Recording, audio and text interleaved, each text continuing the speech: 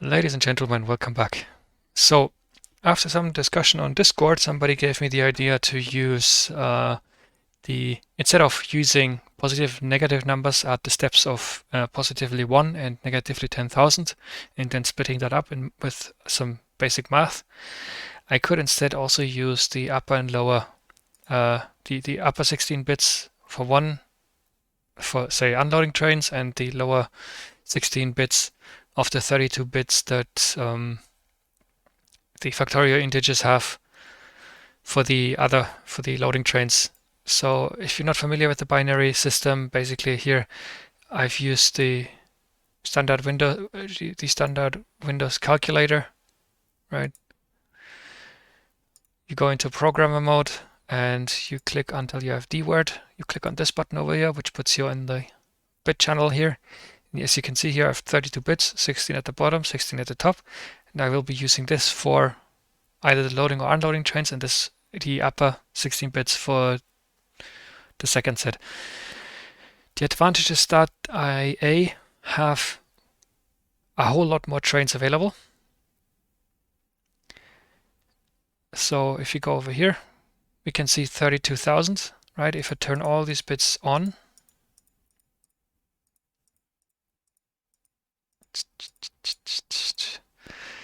you could use 65. You could send 65,000 trains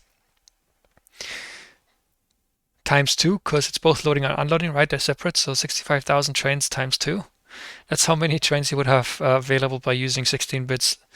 I might actually decide to go down a little bit. How much is this? That's not quite enough, I don't think. I could say, okay, I'm going to limit you to 4,000 trains, right? Then I could use these 12 bits for, say, the loading trains, and these 12 bits for the unloading trains, and then I would have another 8 bits free for whatever else I want, right?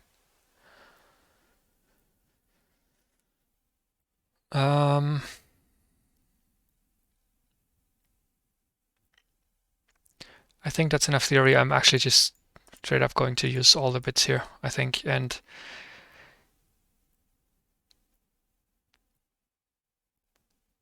there's plenty of,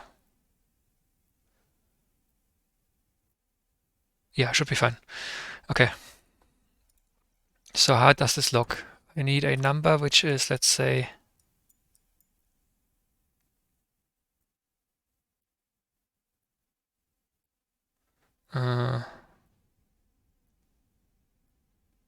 yeah, let's go with 124.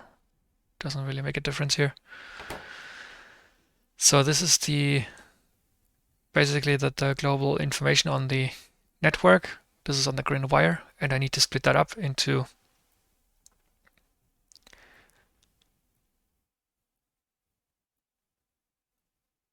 just a second. How does this?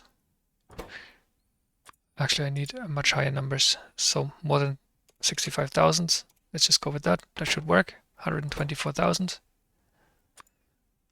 Let's make it a smooth number.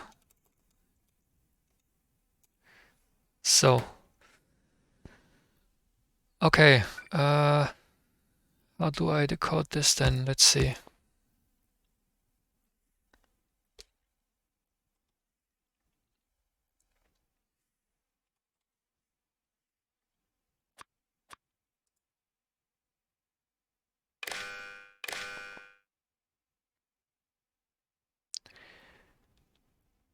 If the number is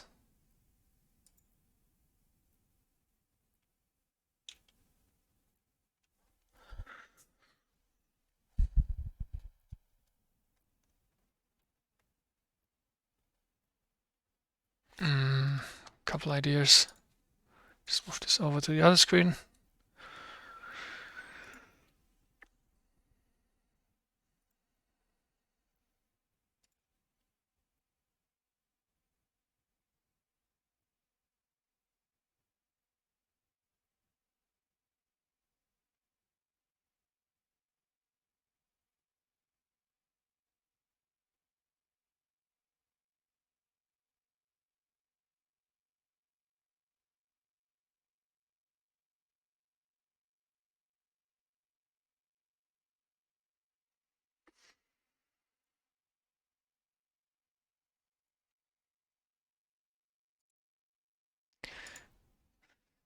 So first of all, I need to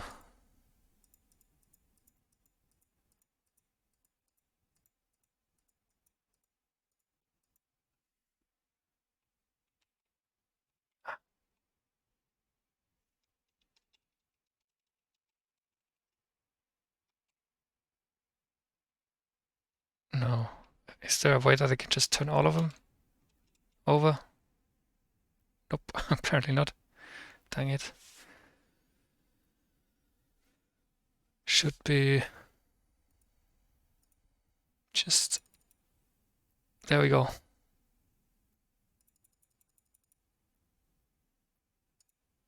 That's all of them. Yep, there you go. So... Oh.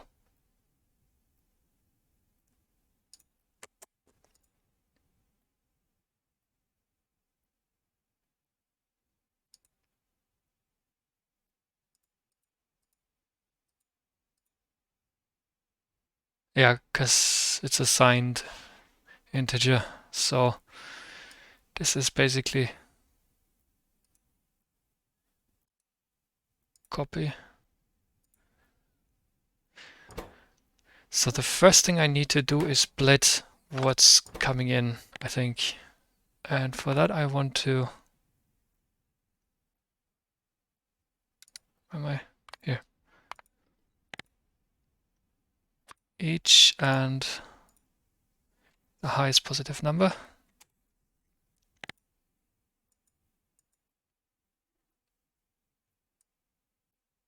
No, that's not the one I copied. What the hell?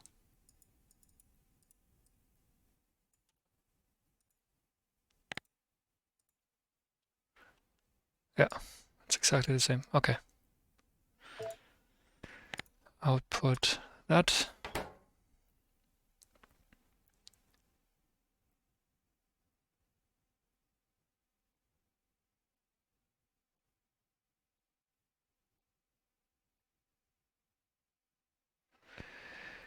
That's one, and the other one should be something...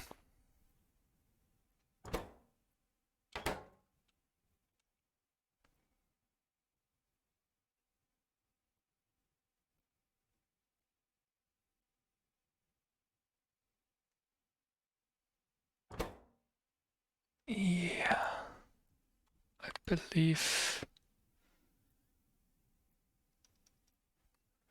I want to shift to the right. I want them smaller numbers. There you go. 15, I think.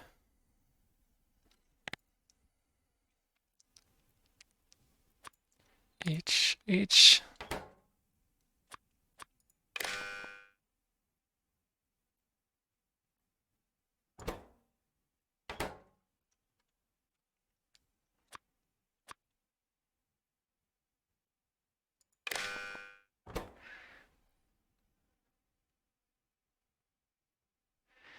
And there should be another one of these, I do believe.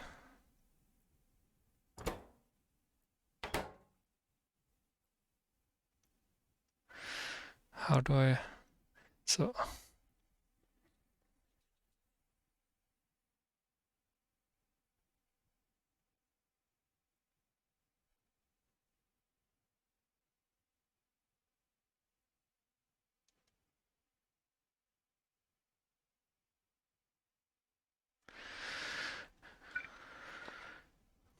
Let's give this some thought. How do I test this if my theory is correct? Let's say we have 14 trains here and 10 trains here.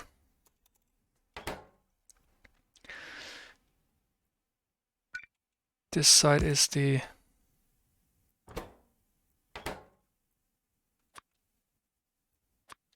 side that does the bit shift in one direction.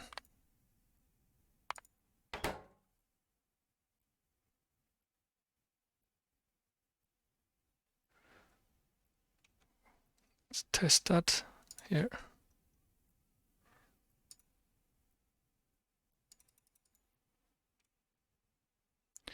"14 bit shift 15.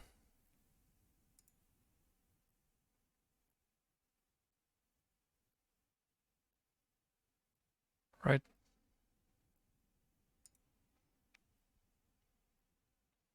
That should be, what are we seeing here? It should be exactly that number. I can actually test this just to be sure.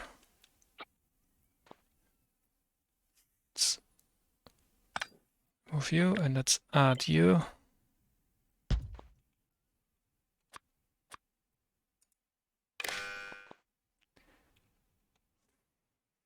458752. Yep, looks correct.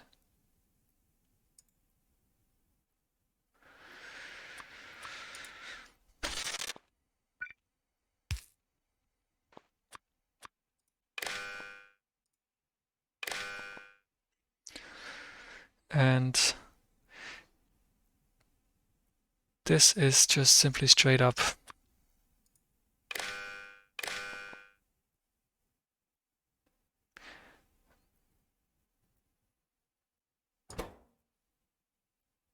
Wait, that's yeah, of course. That doesn't work.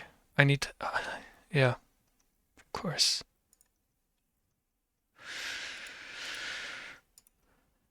Now we're starting to get places. So the mistake here was basically the way this works. Imagine we have two different numbers over here. So instead of having a D word, we have two, what are they called, words, right? And basically the way AND works, the bitwise AND operator, is that if it says, okay, you have two numbers, let's just put some random stuff in here and some in here. It says AND compares these two numbers, right? Again, pretend they are two different lines. They have nothing to do with each other. They don't make up one number. It's just two different words. It compares these two words together with each other, and then it creates a new. But I actually need another. Let's do that again.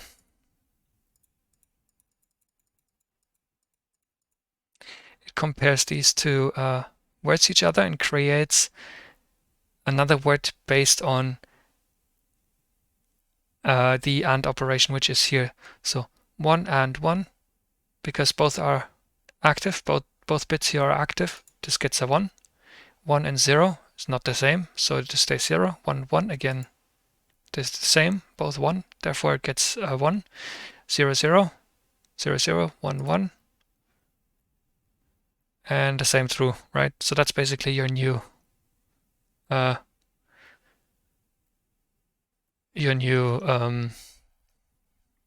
result from the AND operation.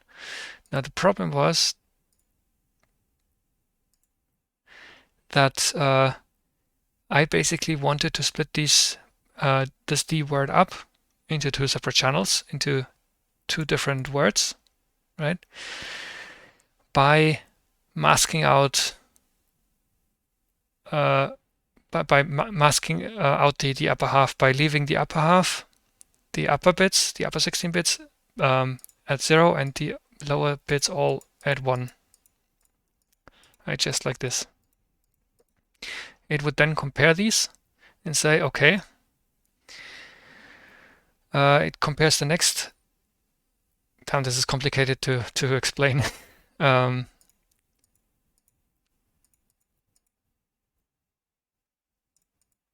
Okay, so I want to mask the upper set of bits, but what I actually entered was this here. I had all my bits turned on right here, because I used the maximum number that you can reach with 32 bits, with 32 bits, and I turned all of them on, which means that any number I send it will not actually mask out or hide the upper bits, because what I need to do actually is take half of that. I need to take this half and turn that off. It's here. This is what it should look like, and the correct decimal for this is 65,535. I just put that in here. I put that in here. Can you let me copy, please?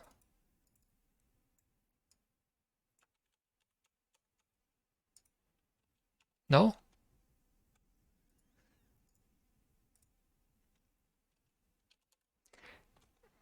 This one does not want to. 65535. 65535. There you go. There you go. As you can see, this works just fine and is a much smoother system.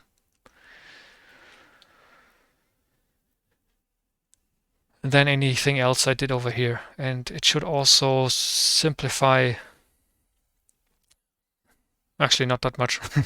Doesn't make much change up there, but here you can see I only needed 3 combinators instead of the, what do we have here? 8 combinators. Yep. So this is what I'm going to go with, and I'm going to move this over to my experiments bench.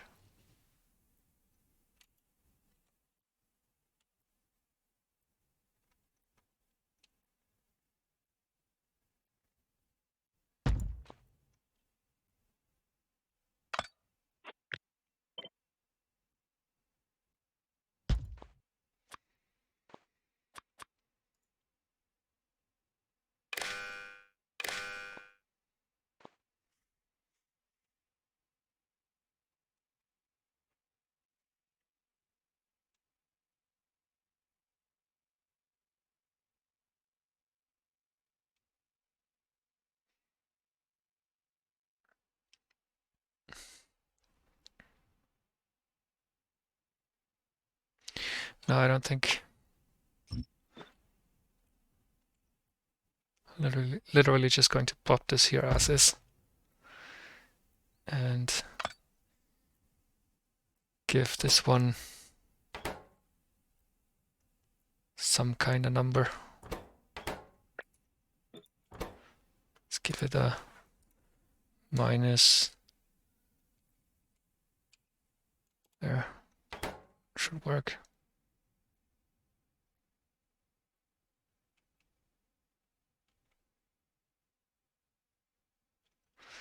Okay. Actually, what would happen if I simply took minus 458762?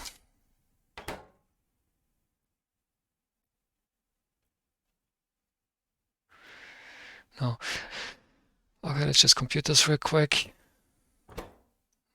Minus 1400.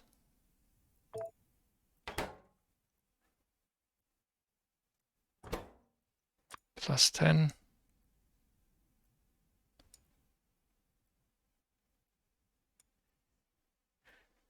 Three zero zero nine. It should be.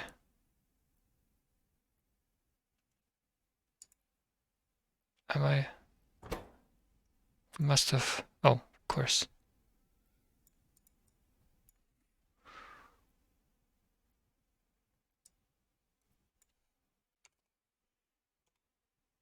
Is that?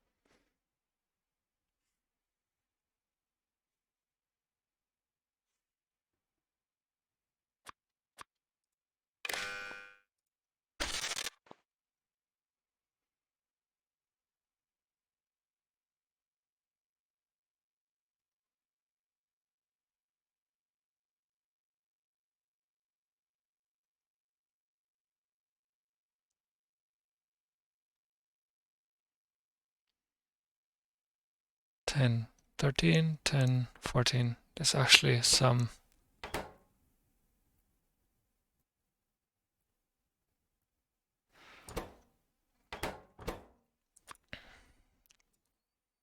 This should actually fix it. Or does it? 14, 10. Yeah, okay. Just a brain fart. Okay.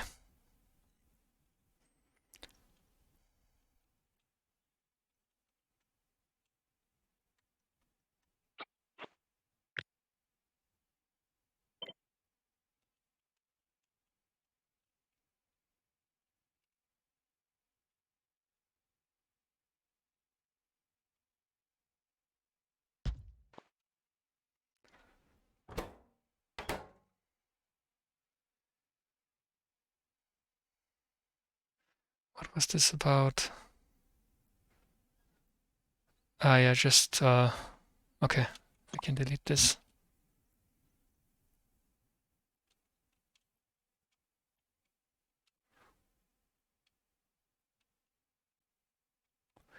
Okay. So what I need to do now is simply use this, what I did over here. And if you're wondering what's the 15 here, I'm shifting 15 bits to the left, so upwards. And I'm shifting 15 bits because if you look at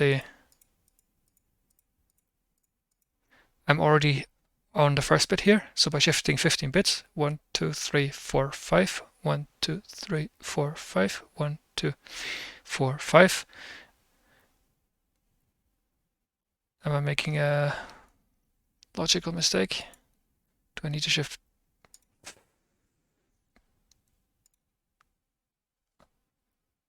16? I need to shift 16. I thought I needed to shift 15. I need to shift 16. Okay. Oh, good that I find that now.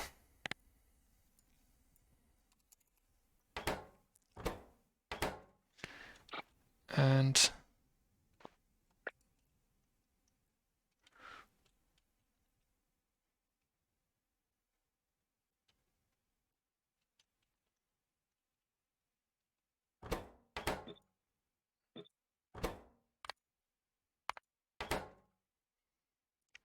that still works fine, yep.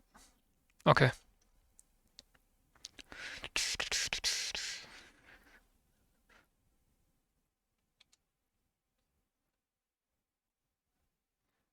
I'm actually inclined to just move this whole thing over, but let's just leave it there for now, for the moment.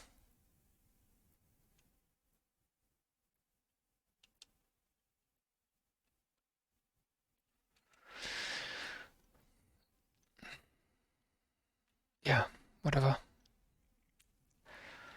So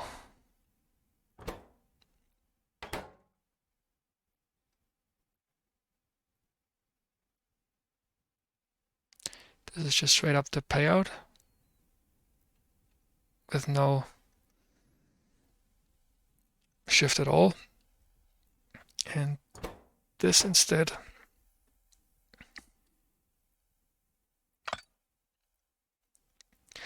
So what we're going to do here is going to copy this over again. And we're also going to add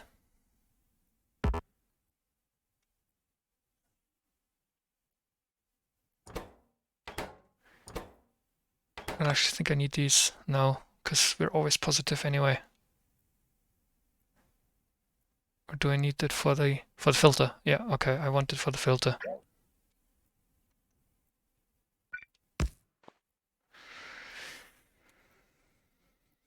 In which case I can leave it there and I can actually just put that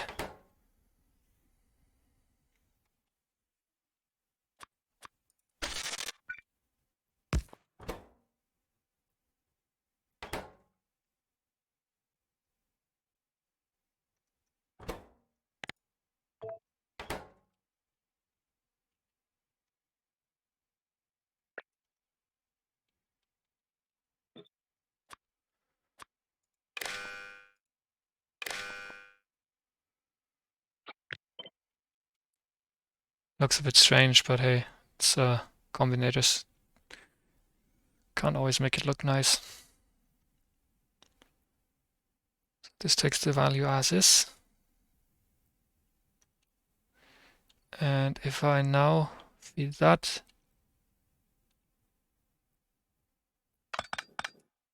in here,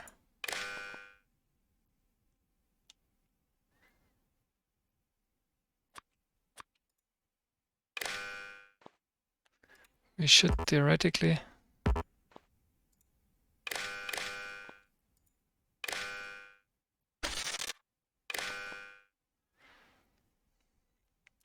see 7 here and 14 there. Let's see if that's true. There should be 14. Wait, 1, 7. This one is 7, and this one is 14. So that's correct. Let's just make sure that our labels are correct. The one that's 14 should be the unload. Yes. That is also correct. Okay. Okay, so you can delete this half.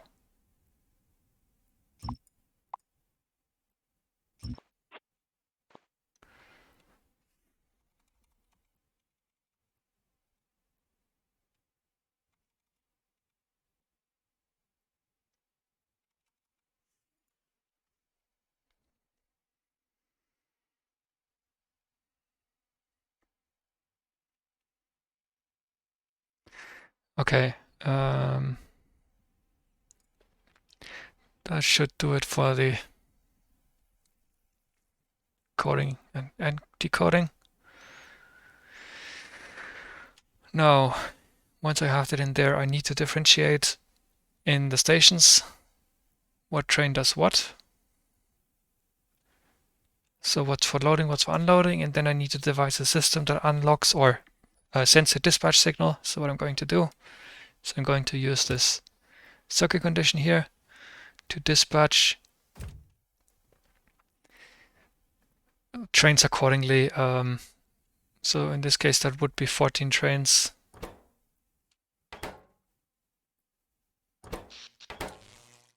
Well, there, 14 trains that are loaded and 7 trains that are unloaded. That's basically what I want to see here leave.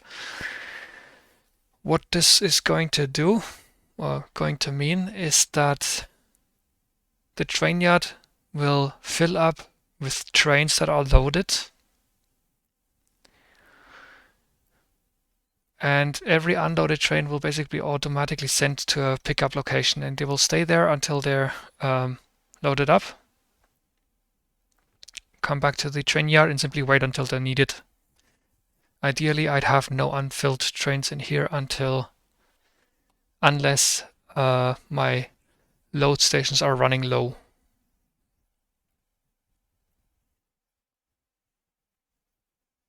That's actually a really good way, really good system to be able to see whether or not you need to open more mining outposts by being able to track how many full versus how many empty trains you have.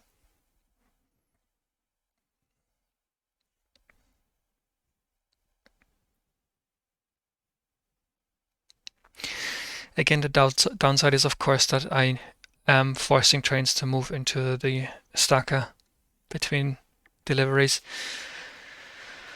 because the full trains are going to go in here and they're going to wait in here until they're needed. So I'm always going to have some reserve, which means they're simply going to move from the stacker directly to where they're needed. That should be fine though.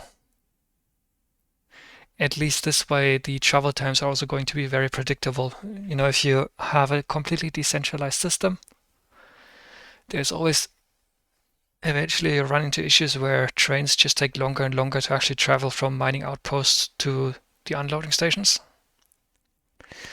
And you need more trains to make up for that. In this case, since they're always coming from the train yard, you can basically set up the trains in such a way that you know how long each train is going to take to get there, provided your supply of that is big enough that you actually build a buffer in here of filled up trains. But yeah.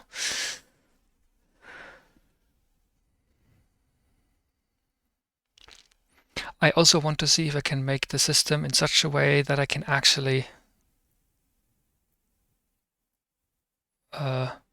have depots feeding the same item scattered around. I don't know if that's actually a smart thing to do, or if it's better to have all the trains in one train yard in one place, just because this is where you can also fix the schedules and stuff. The advantage, of course, of scattering depots around where full trains can wait until they're needed is that you can place those depots in like opposite sides of the base and reduce travel times overall.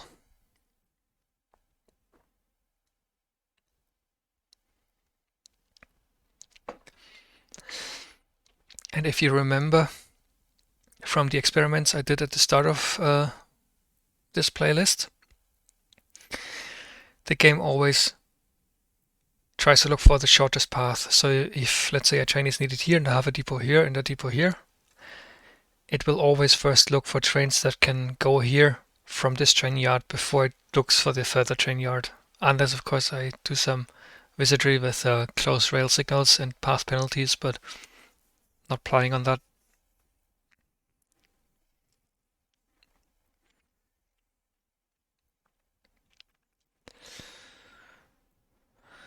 Okay, I'm going to get into the circuitry over here in the next episode. I thank you very much for watching.